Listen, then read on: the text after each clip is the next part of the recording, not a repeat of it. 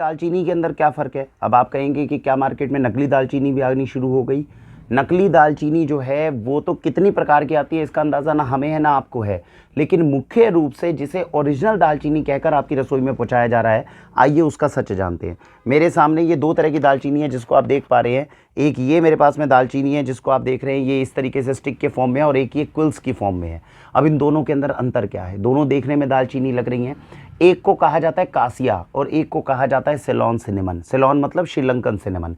ये जो कासिया वाली होती है मुख्य रूप से ये चाइना की तरफ से आता है, इसे चाइनीज सिनेमन भी कई बार कह दिया जाता है। और जो असली दालचीनी, जो दुनिया की सर्वश्रेष्ठ दालचीनी बोली जाती है, उसे श्रीलंकन सिनेमन कहा जाता है, जो मेरे हाथ में है, जिसको आप इस तरीके से कुल्स के फॉर्म में दे सकते हैं। अब दोनों के अंदर अंतर क्या है? देखिए, दालचीनी तो दोनों हैं ये, लेकिन ये वाली जो दालचीनी है जिसको कासिया कहा जाता है, उस दालचीनी का अगर लंबे समय तक उपयोग किया जाए तो आपका लिवर खराब कर सकती है। और जो श्रीलंकन दालचीनी है, इसका अगर लंबे समय तक यूज़ किया जाए तो ये शरीर के अंदर अनगिनत फ़ायदे दिखा सकती है, जिसके बारे में वीडियो के अंदर मैं आपको बताऊंगा कि इसके क्या क्या फ़ायदे होते हैं। तो सबसे पहले ये समझिए, अगर आपको लगता है कि पास के ऑर्गेनिक स्टोर में जा रहे हैं, वहाँ से हम दालचीनी लाते हैं तो वरुण जी वो तो हमारी प्योर होगी, ऐसा नहीं है। क्योंकि ऑर्गेनिक स्टोर्स के जितने भी फाउंडर्स हैं या जो ऑनर्स हैं, उनको भी ये नहीं पता कि दालचीनी दो तरह की होती है और हमें श्रीलंकन दालचीनी को ज़्यादा प्रमोट करना चाहिए। फ़र्क समझते हैं पहले इन दोनों के अंदर क्या फ़र्क है।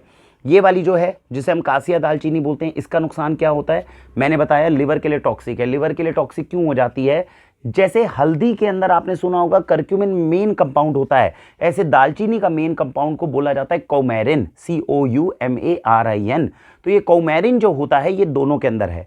इस वाली जो दालचीनी है जिसको कासिया कहा जाता है, चाइना के अंदर जो मिलती है, इसमें कौमेरिन की परसेंटेज ज़्यादा होती है। ज़्यादा होने की वजह से शरीर के लिए ये टॉक्सिक बन जाती है।